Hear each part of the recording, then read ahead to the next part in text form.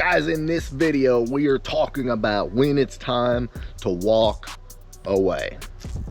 Done, over with, forget it, not happening. That's what we're doing.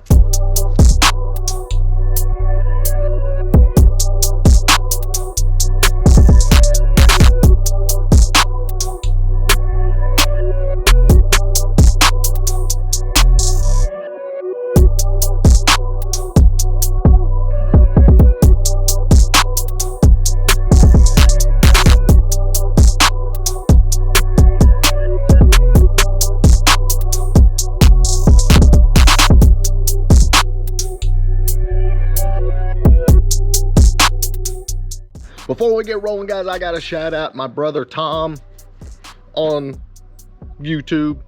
Sent me and Dover over some shirts. Great friend. Go check out his channel, Brother Tom, here on YouTube. So shout out to Tom for shooting us over these shirts.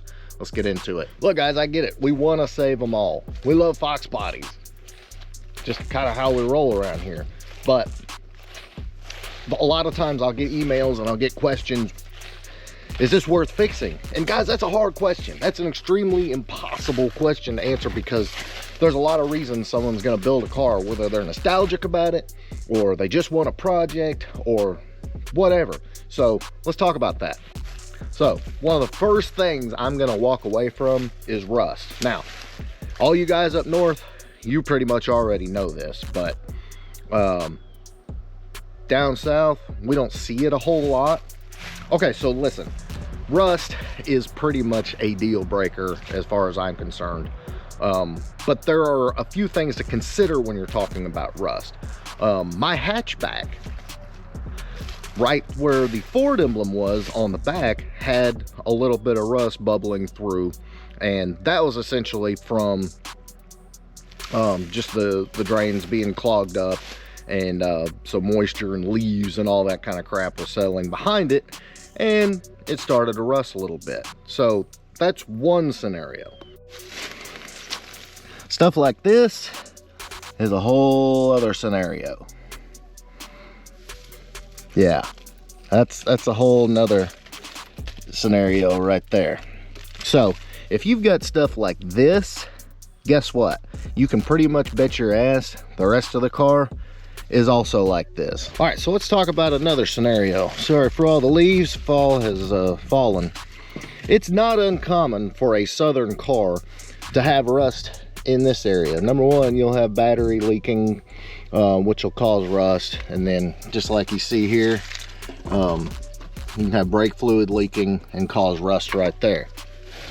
Okay, that's not uncommon, you know, for southern cars, just because of the fluids mentioned. Because if you take a look at this side compared to this side, perfectly clean. Also look over here, perfectly clean as compared to that side. So what does that tell you? That tells you, yeah, this is probably a southern car, hasn't lived a salty life, but the battery and brake fluid have taken their toll on the metal.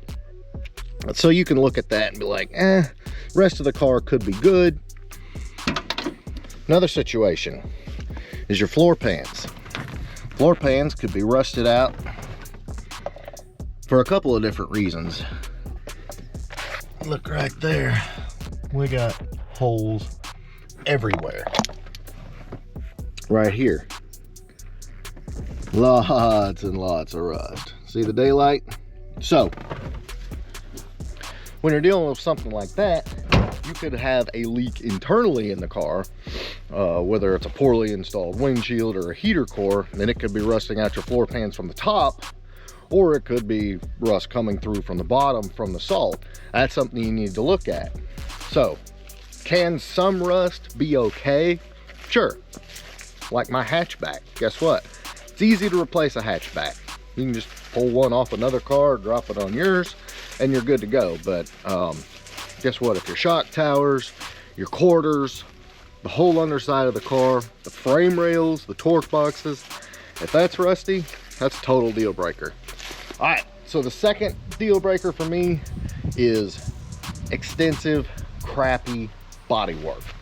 And look, if you've got a fender that's had extensive, crappy body work, that's not a big deal, because guess what? You can unbolt that thing, take it off, throw it away, grab you another one, you're good to go.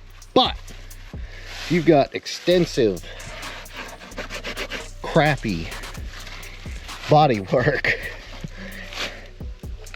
in your quarters, go price a quarter and get back to me. Not just the quarter itself, the replacement. See all that? Yeah. That is going to cost you multiple thousands and thousands of dollars to replace. And you got to get it right, and then you got to repaint the entire car. Stuff like that is a total deal breaker. Again, parts that unbolt, like your hatch, like your door, like your fender, like your hood, I don't really care about, because that's an easy fix. But when you're talking about the actual body of the car, yeah, I wouldn't go there. Now look, if you're a paint and body guy, hey, probably not a very big deal for you. You can do that type of work, knock it out, do the labor for free, probably get the parts at a discount, and it isn't a big deal. But if you're not that guy, I'd stay away. Just piggybacking on that, you got stuff like this. Yeah,